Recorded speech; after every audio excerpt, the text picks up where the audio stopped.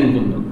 So నిశ్చల స్థితిలో ఉన్నప్పుడు దానిపైన మీరు బలాన్ని ప్రయోగిస్తే ఏమవుతుంది, అది ముందుకి కదలడం ప్రారంభిస్తుంది. అంటే ఏదైనా ఒక వస్తువు నిశ్చల స్థితిలో ఉన్నప్పుడు దానిలో చలనాన్ని తీసుకురావడానికి మనం ఈ బలాన్ని ఉపయోగించవచ్చు. అలాగే ఒక వస్తువు అనేది లేదా బంతి తీసుకున్నప్పుడు బంతి నేలపైన పరిగెడుతుంది అనుకుందాం, దొరుకుతుంది అనుకుందాం. ఇలా దొరుకుతున్నప్పుడు మనం దాన్ని ఆపాలి అనుకున్నప్పుడు ఏం చేస్తాము అంటే దాని వ్యతిరేక దిశలో ఒక బలాన్ని ఉపయోగిస్తాం. సో అప్పుడు ఆ బంతి అనేది ఆగిపోతుంది.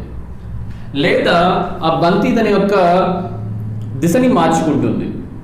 ఫుట్బాల్లో చూసినప్పుడు మనం బంతి చూస్తాం, బంతి దొరుకుతున్నప్పుడు ఒక ఆటగాడు వచ్చి ఆ బంతిని కాలుతో తన్నప్పుడు ఏమవుతుంది, దాని యొక్క దిశ అనేది మార్చుకుంటుంది.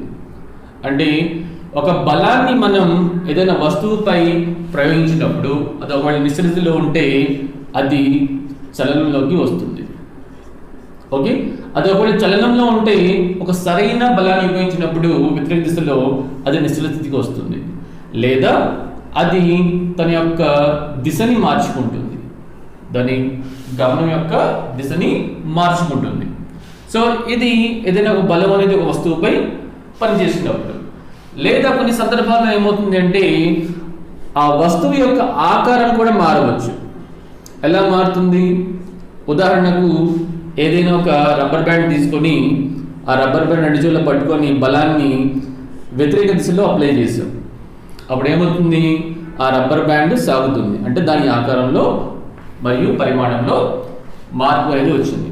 అంటే బలం అనేది ఆకారంలో మార్పుని కూడా కలుగజేస్తుంది.